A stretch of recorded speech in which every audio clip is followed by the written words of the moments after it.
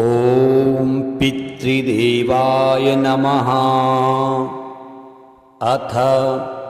पितृस्तोत्रम्। अर्चितानाममूर्तानां पितॄणां दीप्ततेजसां नमस्यामि सदा तेषाम् ध्यानिनां दिव्यचक्षुषाम् इन्द्रादीनां च नेतारो दक्षमारीचयोस्तथा सप्तर्षीणां तथान्येषां तान् नमस्यामि कामदान् मन्वादीनां मुनीन्द्राणां सूर्याचन्द्रसमोस्तथा तान् नमस्याम्यहं सर्वान् पितॄनप्सु दधावपि नक्षत्राणां ग्रहाणां च वायव्यग्योर्नभस्तथा द्यावा पृथिवोऽभ्योश्च तथा नमस्यामि कृताञ्जलिः देवर्षीणां जनित्रींश्च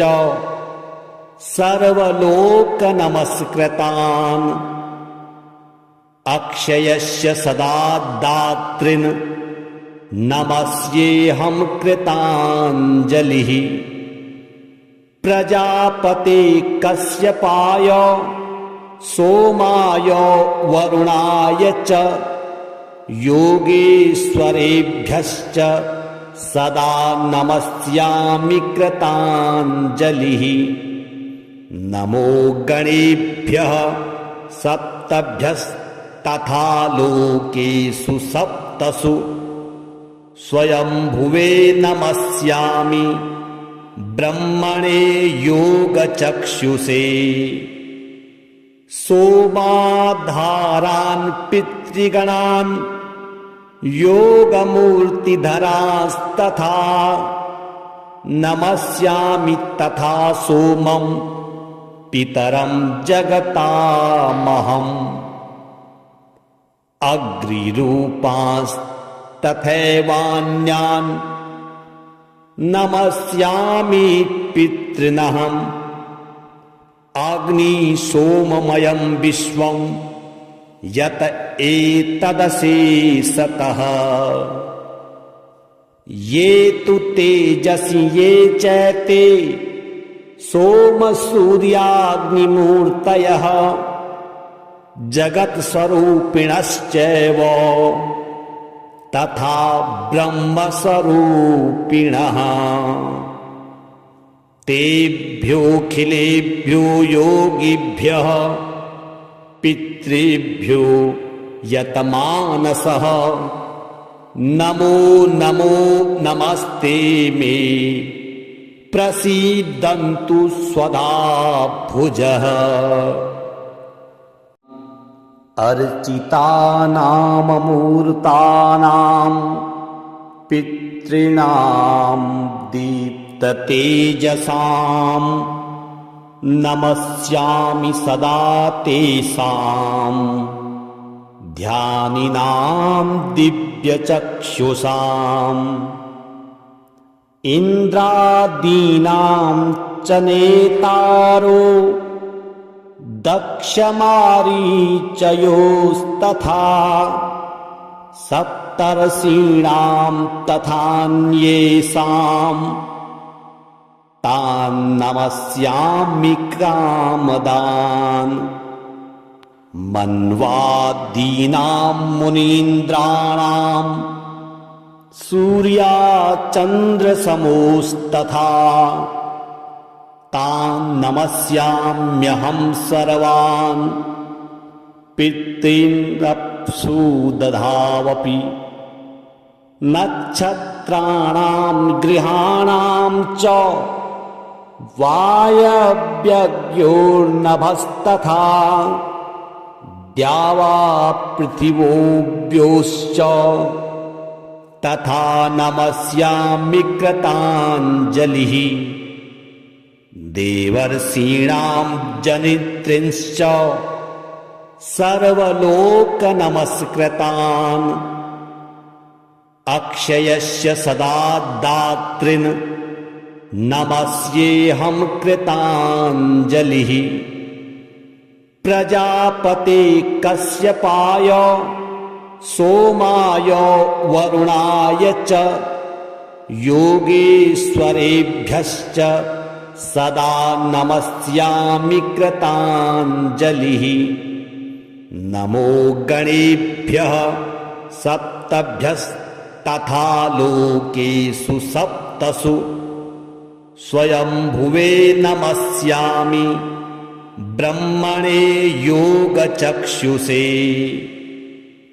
सोमाधारान् पितृगणान् योगमूर्तिधरास्तथा नमस्यामि तथा सोमं पितरं जगतामहम् अग्निरूपांस्तथैवान्यान् नमस्यामि पितॄनहम् अग्निसोममयं विश्वं यत एतदशेषतः ये तु तेजसि ये चैते सोमसूर्याग्निमूर्तयः जगत्स्वरूपिणश्चैव तथा ब्रह्मस्वरूपिणः तेभ्योऽखिलेभ्यो योगिभ्यः पितृभ्यो यतमानसः नमो नमो नमस्ते मे प्रसीदन्तु स्वधा भुजः अर्चितानाममूर्तानां पितॄणां दीप्ततेजसां नमस्यामि सदा तेषां ध्यानिनां दिव्यचक्षुषाम् इन्द्रादीनां च नेतारो दक्षमारीचयोस्तथा सप्तर्षीणां तथान्येषां तान् नमस्यामि कामदान् मन्वादीनां मुनीन्द्राणां सूर्याचन्द्रसमोस्तथा तान् नमस्याम्यहं सर्वान् पितॄनप्सु दधावपि नक्षत्राणां गृहाणां च वायव्यग्योर्नभस्तथा द्यावा पृथिवोऽव्योश्च तथा नमस्यामि कृताञ्जलिः देवर्षीणां जनित्रिंश्च सर्वलोकनमस्कृतान् अक्षयस्य सदा दातॄन् नमस्येऽहं कृताञ्जलिः प्रजापते कश्यपाय सोमाय वरुणाय च योगेश्वरेभ्यश्च सदा नमस्यामि कृताञ्जलिः नमो गणेभ्यः सप्तभ्यस्तथा लोकेषु सप्तसु स्वयंभुवे नमस्यामि ब्रह्मणे योगचक्षुषे सोमाधारान् पितृगणान् योगमूर्तिधरास्तथा नमस्यामि तथा सोमं पितरं जगतामहम् अग्निरूपांस्तथैवान्यान् नमस्यामि पितॄनहम् अग्नि सोममयं विश्वं यत एतदशेषतः ये तु तेजसि ये चैते सोम सूर्याग्निमूर्तयः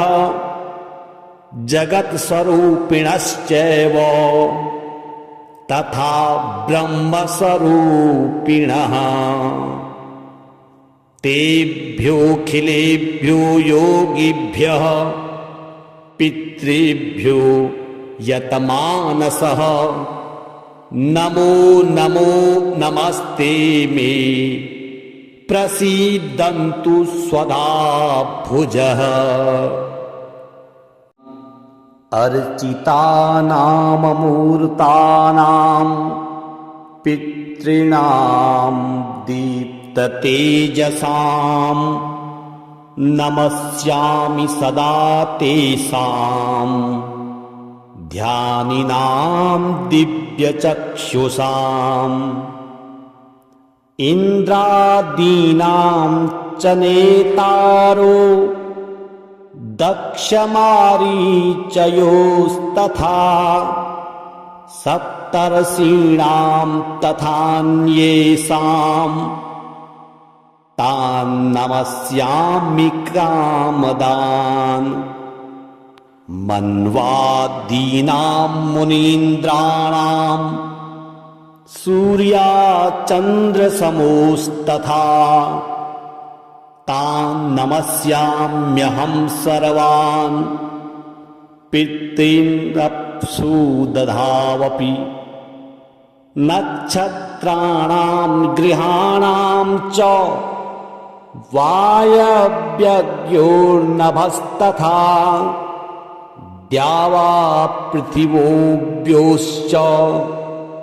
तथा नमस्यामि कृताञ्जलिः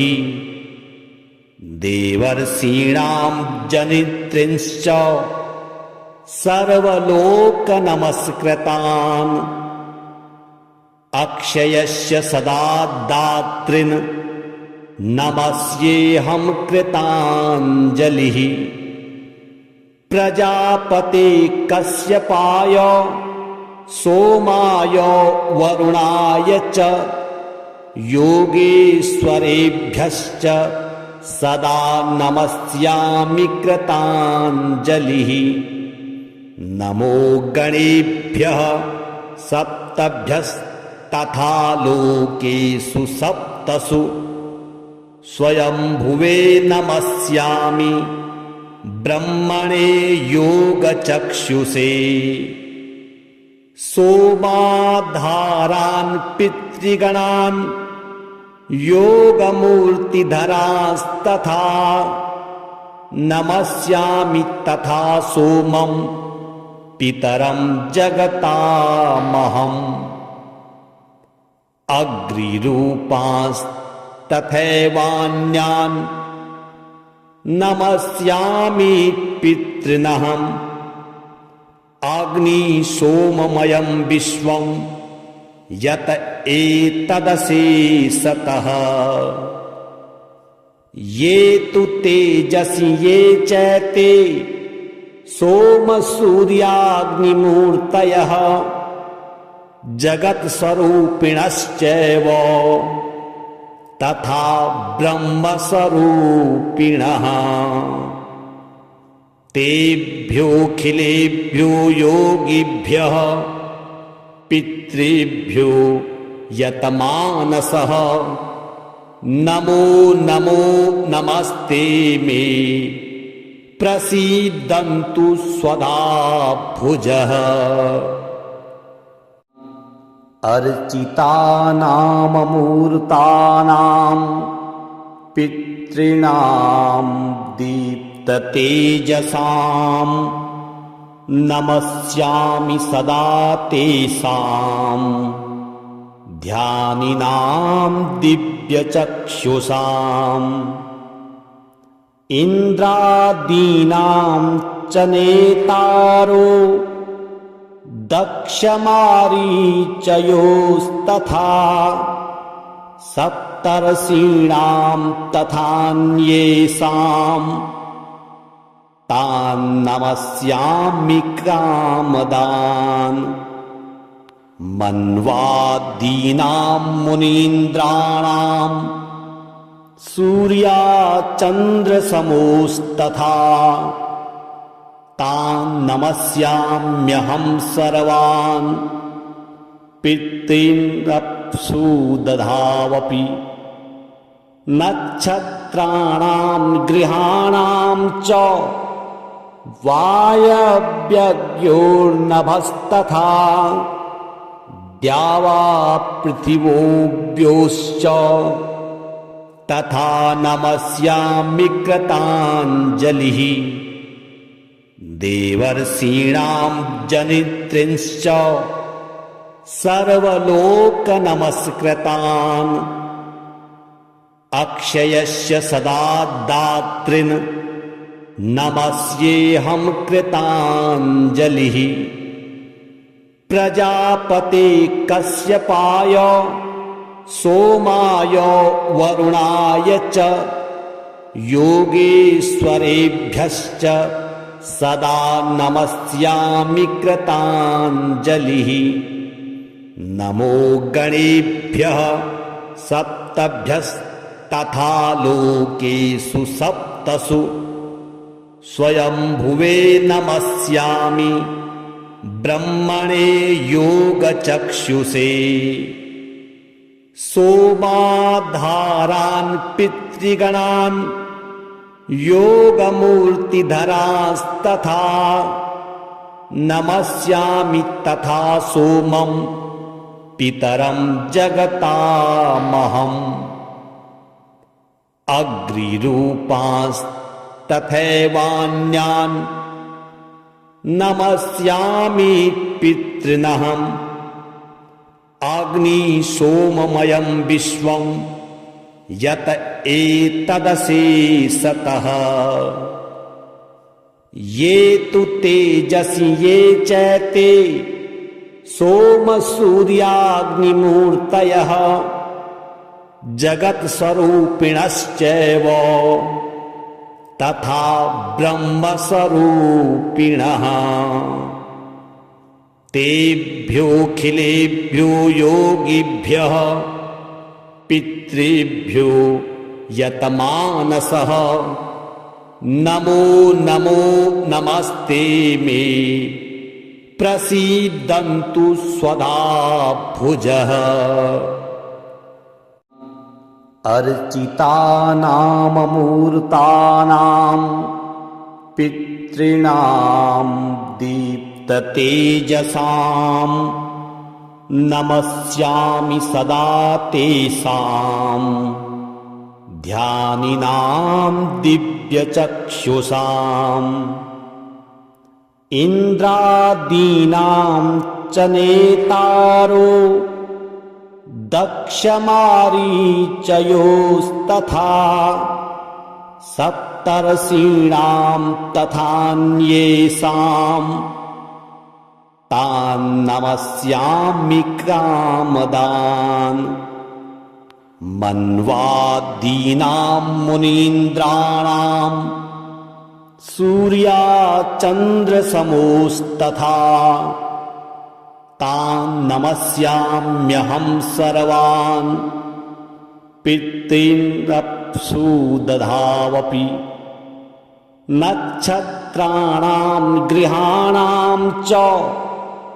वायव्यग्योर्नभस्तथा द्यावा पृथिवोऽव्योश्च तथा नमस्यामि कृताञ्जलिः देवर्षीणां जनित्रिंश्च सर्वलोकनमस्कृतान् अक्षयस्य सदा दातॄन्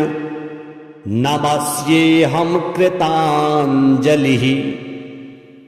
प्रजापते कश्यपाय सोमाय वरुणाय च योगेश्वरेभ्यश्च सदा नमस्यामि कृताञ्जलिः नमो गणेभ्यः सप्तभ्यस्तथा लोकेषु सप्तसु स्वयंभुवे नमस्यामि ब्रह्मणे योगचक्षुषे सोमाधारान् पितृगणान् योगमूर्तिधरास्तथा नमस्यामि तथा सोमं पितरं जगतामहम् अग्निरूपांस्तथैवान्यान् नमस्यामि पितॄनहम् अग्निसोममयं विश्वं यत एतदशेषतः ये तु तेजसि ये चैते सोमसूर्याग्निमूर्तयः जगत्स्वरूपिणश्चैव तथा ब्रह्मस्वरूपिणः तेभ्योऽखिलेभ्यो योगिभ्यः पितृभ्यो यतमानसः नमो नमो नमस्ते मे प्रसीदन्तु स्वधा भुजः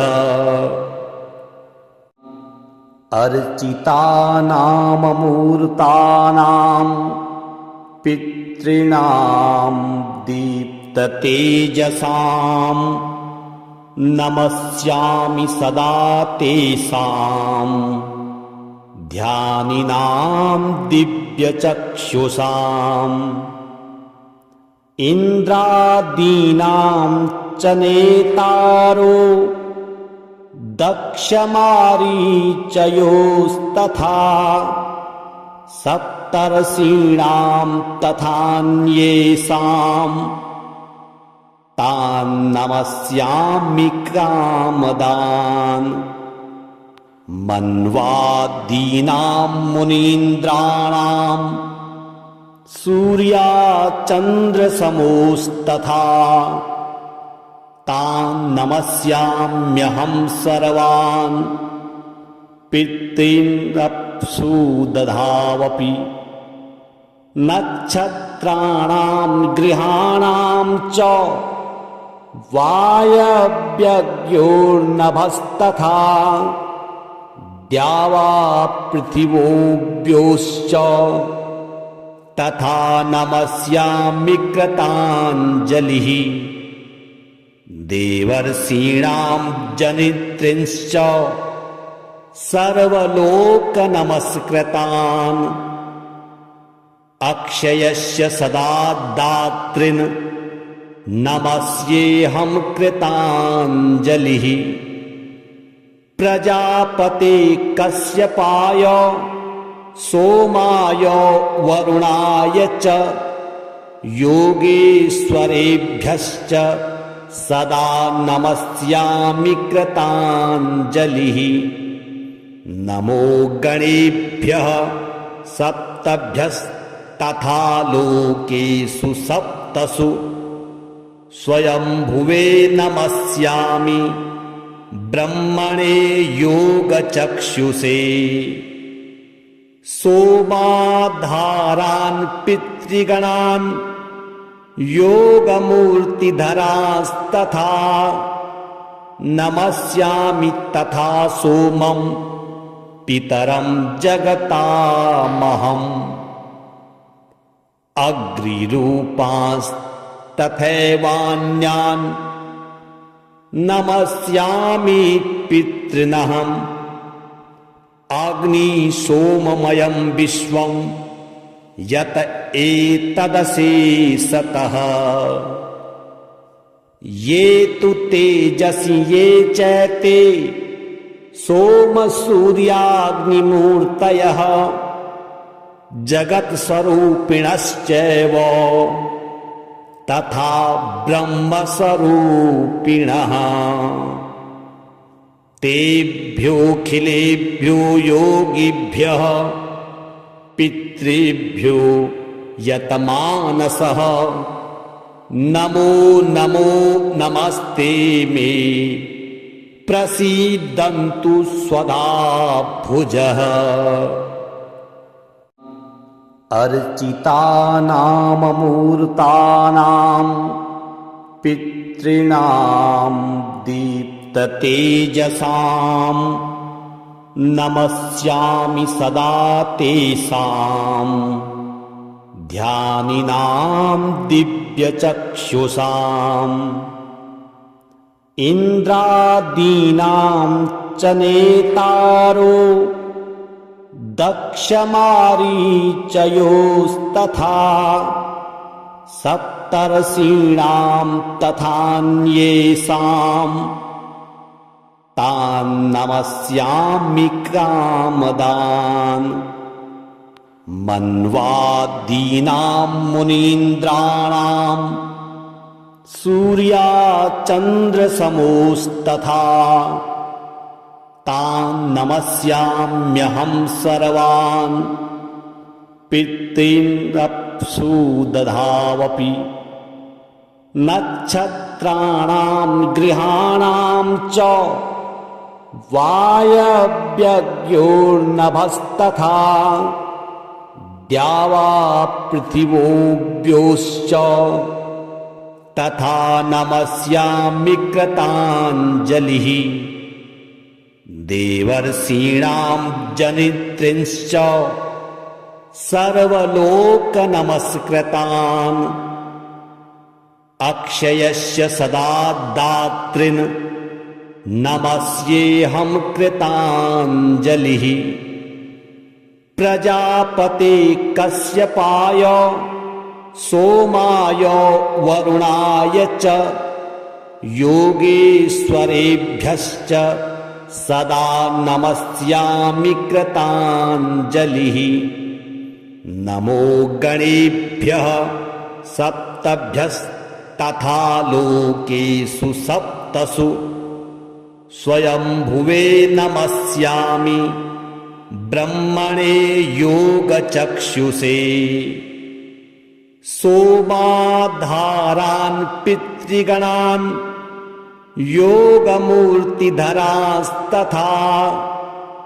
नमस्यामि तथा सोमं पितरं जगतामहम्। अग्निरूपांस्तथैवान्यान्